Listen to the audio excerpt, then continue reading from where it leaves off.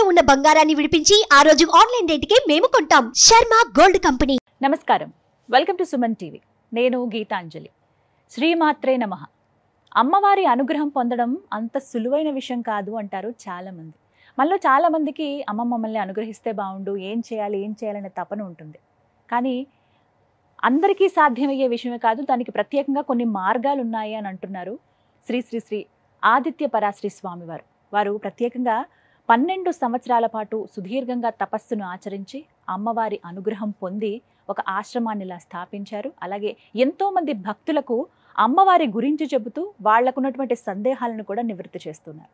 వారు ప్రస్తుతం మనతో పాటు స్టూడియోలో ఉన్నారు. వారితో మాట్లాడి మన సందేహాలను నివృత్తి చేసుకుందాం. అలాగే మరికొంతమంది యువకుల్ని కూడా ఇవాళ ఆహ్వానించాము. వారు తమకున్నటువంటి సందేహాలను అడిగి నివృత్తి చేసుకుంటామని వారు అడిగారు. ఇక ఆలస్యం చేయకుండా కార్యక్రమాన్ని ప్రారంభిద్దాము. గురువు గారితో మాట్లాడదాం. గురుగారు నమస్కారం అండి. నమస్తే. చాలా సంతోషం అండి మీరు మాకు సమయాన్ని కేటాయించినందుకు. అలాగే ఎన్నో సందేహాలు కూడా ఉన్నాయి, ప్రత్యేకించి అమ్మవారి గురించి తెలుసుకోవాలని అందులోనూ ఆసక్తి ఉంటుంది నాకు. అలాగే ఇక్కడున్న వీరందరికీ కూడా సందేహాలు ఉన్నాయి, అవి నివృత్తి చేస్తారని కోరుకుంటూ ముందుగా నా ప్రశ్న, మీ గురించి విన్నప్పుడండి అసలు అంటే ఇంత చిన్న వయసులో ప్రత్యేకించి ఇంత దీక్ష సంపన్నులు అవ్వడం అనేది చాలా గొప్ప విషయం. అది అమ్మవారి అనుగ్రహం మీ పైన చాలా ఉందని అర్థమవుతుంది. ఆ విశేషాలు తెలియచేస్తారా? అమ్మవారి అనుగ్రహం అసలు ఎలా సిద్ధించింది, మీ తపస్సు కానీ మీ దీక్ష విషయాలు ప్రేక్షకులకు తెలియచేయండి. అంటే భక్తికి చిన్న పెద్ద తేడా లేదు. కరెక్ట్. మనకు ఆల్రెడీ ఈ విషయం అన్ని దానిలో అవగతం ఉంది. మాది ఏంటంటే అమ్మ ఒక చిన్న లో కాస్ట్ ఫ్యామిలీ, చాలా పేద కుటుంబం. అందరిలాగా నేను కూడా రోజువారీ కూలీగా వెళ్ళేవాడిని మహారాష్ట్రలో, ముంబై. సో నా వరకు నేను పని చేస్తూ ఉండి నా 16వ ఏట నాకు ఆధ్యాత్మిక చింతన కలిగింది. ఒక గురువు గారిని చూడడం వల్ల వారి ఆదర్శం మేరకు నాకు ఈ జ్ఞానం వచ్చింది. బై బర్త్ నుంచి స్పిరిచువల్ నాలెడ్జ్ ఉండే, అంటే అది ఎరుకలోకి రావడానికి 16వ ఏట వచ్చింది. 16వ సంవత్సరం. ఎవ్రీ పర్సన్కి సమ్ సెట్టింగ్ టైం ఉంటుంది. ఆ స్పెసిఫిక్ ఆఫ్ టైంలోనే ఆయన ఆదర్శవంతుడుగా మారడం జరుగుతూ ఉంటుంది డిఫరెంట్ ఆఫ్ ప్రొఫెషన్స్లో. నేను 16వ ఏట వచ్చినప్పుడు ఒక అద్భుతమైన ఎరుక వచ్చింది నాకు. అప్పుడు నేను పోల్చుకోలేకపోయాను ఇది ఇదేనా అని. ఒక గురువు గారిని ఆశ్రయించాను. వారు చెప్పారు, నీకు కలిగిన ఈ అనుభవం దైవీ చింతన, నీ జీవితం ఇది కాదు, నువ్వు ఇలా ఉండు. అది తెలుసుకోవచ్చా అండి? మీకు అనిపించింది ఏమిటి అంటే ఒక తాపసి తన యొక్క అనుభవాలను కొన్ని ధర్మాలకు కట్టుబడి చెప్పాల్సి ఉంటుంది. అంటే ఇప్పుడు ఇలా చెప్పడం ధర్మమే, ఇది పెద్ద ఇదేం కాదు. కాకపోతే ఏంటంటే అది గుప్త యోగ మర్మాలు అనమాట. అవి వారు చెప్పిన మేరకు నేను ఇట్లా ఆధ్యాత్మిక అంటే కంప్లీట్గా ఇట్లా మారడానికి అవకాశం వచ్చింది. అలా గురువు గారిని వారిని ఎలా కలిశారు మీరు? నేను పనిచేస్తూ ఉన్నాను జనరల్గా. వారి యొక్క ఆశ్రమం ముందే మేము పనిచేస్తున్నాం, రోడ్డు పని. ఒకరోజు వారి పల్లకి సేవ ఉండింది, పొద్దుటి స్నానం పని చేసినాను. సాయంత్రం నా పని ముగించుకొని వారి దగ్గరికి వెళ్ళాను దర్శనం కోసం. నేను చెప్పాను, నాకు ఇట్లా అనుభవాలు వస్తున్నాయండి అని. వారు చెప్పారు దాని వివరణ మొత్తం. మా అమ్మ నాయన కూడా చెప్పారు, ఈ అబ్బాయితో మీరు పని చేయించకండి, ఈయన ఉండాల్సిన వే వేరు, ఈయన ఉండాల్సిన రూటు వేరు, ఈయనకు వస్తున్న దర్శనాలు సామాన్యులకు వచ్చేవి కావు, ఇది చాలా గొప్ప మహితాత్మమైనది. సో ఈయనతో మీరు పని చేయించుకుంటూ ఉంటే కూడా మీకు కొంచెం అరిష్టమే. ఆయన ఇంకో విధంగా చెప్పాడు, ఒక గోవును గడెం కొడితే ఎంత పాపమో ఈ అబ్బాయితో పని చేస్తే అంత పాపం, ఆయనను వదిలిపెట్టండి లోక కళ్యాణం కోసం అని చెప్పాడు.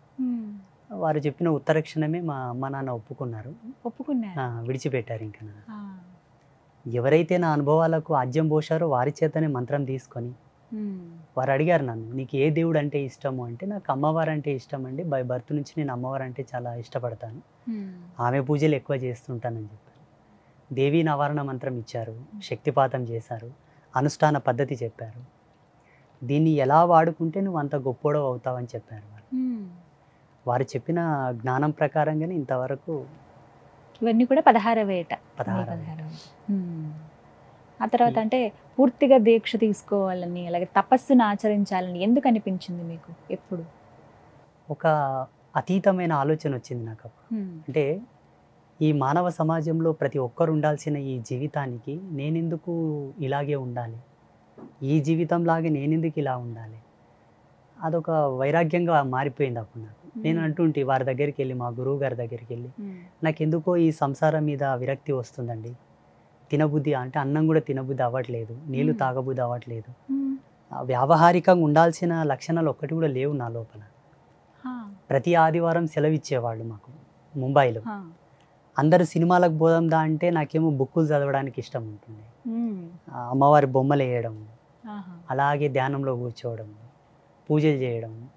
ఇవి ఎందుకు వస్తున్నాయి నాకు, ఎంతసేపు ఉన్నా ఇటే వస్తుంది నావే అని వారిని అడిగితే వారు చెప్పారనమాట, ఈ సంవత్సరం నీకు దైవీ చింతనతో మమైక్యమైనటువంటి యోగం సంభవించినది, నువ్వు వెళ్ళిపో అని చెప్పారు వారు నాకు.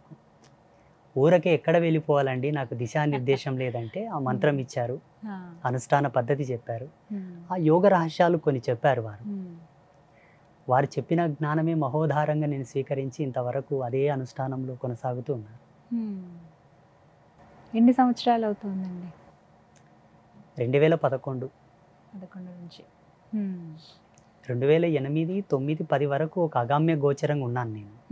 అప్పటి వరకే నా లోపల దైవీ కళలు ఉన్నాయి, తెలుసుకోలేకపోతున్నాను ఎందుకు ఇట్లా అవుతుంది నాకు, ఏంటి ఏంటి అందరు ఒకలాగా ఉన్నారు, నేను ఒకలాగా ఉన్నాను.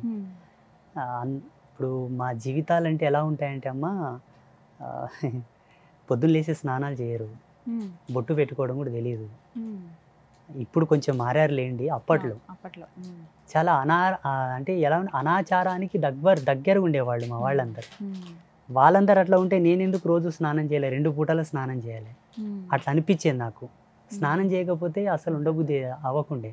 2 పూటలు బ్రష్ చేయాలా, శుచిగా మంచి ఉతికిన బట్టలు కట్టుకోవాలా, ఒక పరివర్తన వైపు నడుస్తుండే నా అడుగులన్నీ.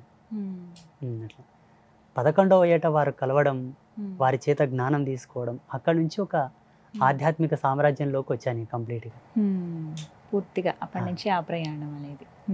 మీరు ఉండేది ఇవన్నీ ఎక్కడ స్వామి? ఇప్పుడు ఉండేది బిజ్వార గ్రామం, నారాయణపేట జిల్లా కొత్తగా అయింది. ఇంతకుముందు మహబూబ్ నగర్ ఉండే. అక్కడ అంటే ఆశ్రమాన్ని ఏర్పాటు చేశారని విన్నాం. మా గురువు గారు అన్నారు, నేను ఇక్కడనే ఉండి మీ పాదసేవ చేస్తూ నా జన్మ నీకేనే వదిలివేస్తానండి అన్నాను. వారు అన్నారు, నువ్వు పుట్టిన ఊళ్ళోనే నువ్వు చేయాల్సినవి కొన్ని ఉన్నాయి, నువ్వు అక్కడి నుంచే జ్ఞాన ప్రచారం చేయాలా, నీ నుంచి ప్రపంచంలో కొన్ని అద్భుతాలు కూడా జరుగుతాయన్నారు.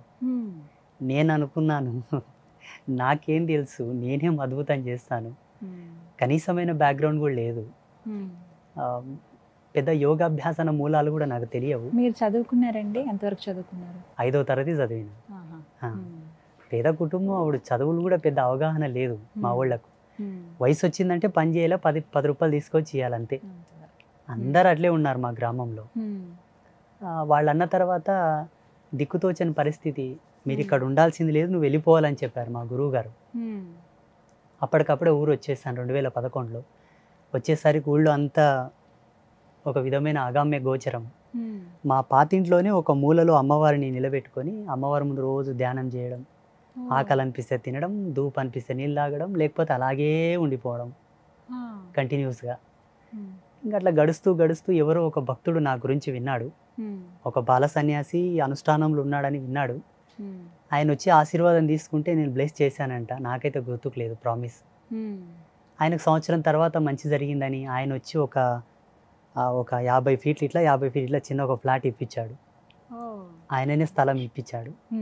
అమ్మవారు అప్పటికే నాకు ధ్యానంలో చెప్తూ ఉండేది, సంసారికమైన కుటుంబంలో నన్ను పెట్టావు, ఇక్కడ నువ్వు చేసే తపస్సు చాలా ఉచ్చ స్థితికి వస్తున్నది, ఇక్కడి నుండి నన్ను తీసి బయట పెట్టు అని చెప్పేది, కొన్ని సిగ్నల్స్ ఇచ్చేవాడు.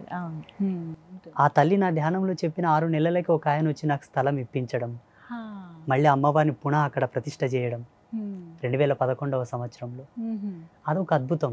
మా గురువు గారు ఆనాడు ఆశీర్వదించింది 2011లో ఒక సాక్షాత్కారం అయింది.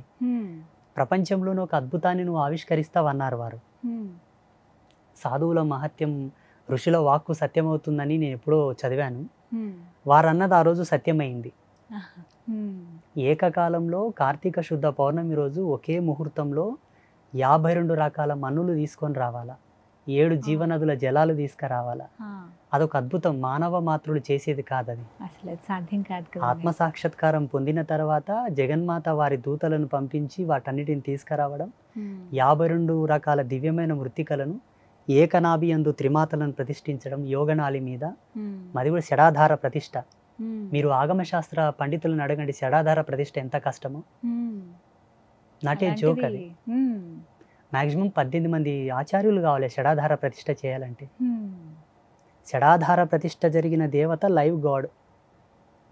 మనం అక్కడ ఉన్నట్టే 100% ఉన్నట్టు. అది శాస్త్రీయత. ఇప్పట్లో చేయట్లేదు చాలా మంది. అలా చేసి 1 గంట 45 నిమిషాలు కనురెప్ప కొట్టకుండానే ప్రతిష్ఠ జరగాల. అమ్మవారిని ప్రతిష్ఠించిన తర్వాత సూర్యకిరణాలతో 10 అఖండ జ్యోతులు వెలిగించాల సన్ రైజ్ తోటి. 2011లో వెలిగించిన జ్యోతులు ఇప్పటి వరకు 10 అఖండ జ్యోతులు మన పీఠంలో లైవ్గా వెలుగుతూనే ఉన్నాయి. ఏ ఒక్క రోజు కూడా కొండెక్కలేదు. అంతటి అనుగ్రహం అమ్మవారిది. చూడొచ్చా అండి మేము? అందుకే మిమ్మల్ని మన ఆశ్రమానికి వచ్చి ఒకసారి తప్పకుండా వస్తాను. ముగ్గురమ్మలు ఒకే శరీరంలో ఉండడం అనేది లేదు ప్రపంచంలో. మ్యాక్సిమం మనకు ఆసేతు హిమాచల పర్యంతం మొత్తం మన సనాతన ధర్మం వ్యాప్తి చెందినంత వరకు శిలా విగ్రహాలు ప్రతిష్ఠ చేసినట్టున్నది, లోహ విగ్రహాలు ప్రతిష్ఠ చేసినట్టున్నది. మృత్తికా బంధనాకృతమైన దేవతలు లేరు. మృత్తికా లింగాలు ఉన్నాయి. పరశురాముడు, జమదగ్ని లాంటి ఋషులు స్థాపన చేసిన లింగాలు ఉన్నాయి. కానీ 52 రకాల మన్నులు ఒకే కాలంలో తీసుకురావడం, డిఫరెంట్ టైప్ ఆఫ్ మన్నులు అవి. 18 శక్తి పీఠాల దగ్గర నుంచి తీసుకురావాలి, 12 జ్యోతిర్లింగాల నుండి తీసుకురావాలి. ఉత్తరాభిముఖంగా ప్రయాణిస్తున్న నాగుపాము జాడల మన్ను, నెమలి గుడ్లు పెట్టిన స్థలం మన్ను, ఒకానొక దివ్య గడియలో ప్రసవించిన గోవు యొక్క స్థలము మన్ను, ఆగమశాస్త్ర పండితుల వాకిలి మన్ను, తులసి కోట దగ్గర మన్ను, 1000 సంవత్సరాలు ఉన్న మర్రి చెట్టు దగ్గర మన్ను, 250 సంవత్సరాలు ఉన్న రావి చెట్టు మన్ను. అన్ని విశేషాలు అంటే ఇవి నమ్మరు. ఎంత పెద్ద పండితోత్తముడైనా ఇట్స్ నాట్ ఇది నిజం కాదు.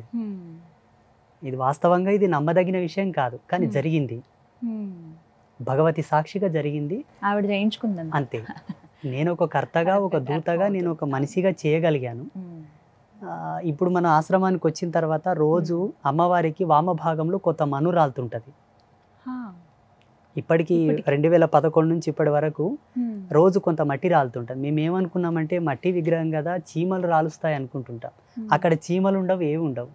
కావాలంటే ఆ మట్టిని తీసుకొచ్చి ఇస్తాను, మనం టెస్ట్ కూడా చేసుకోవచ్చు ఎక్కడెక్కడ నుంచి మనం తీసుకొచ్చినామని. ఎవరికైనా సందేహం ఉంటే 1 గంట 45 నిమిషాలు కనురెప్ప కొట్టకుండా ఉండడం మానవులకు సాధ్యం కాదు. కళ్ళ నుంచి రక్తం వస్తుంది, మైండ్ బ్లాక్ అయిపోతుంది. బట్ ఆ జగన్మాత తన నేత్రోన్మల ఆ శక్తిని నా కళ్ళ యందు ప్రవేశింపజేసి తను నాలో ఉండి తనను ప్రతిష్ఠ చేయించుకున్నది అనుకుంటాను. నిజంగా అదృష్టవంతులండి. చాలా విన్నప్పుడే అనిపించింది ఖచ్చితంగా ఒకసారి ఈ రకంగా మాకు ఆ భాగ్యం దక్కింది మీతో మాట్లాడే అవకాశం.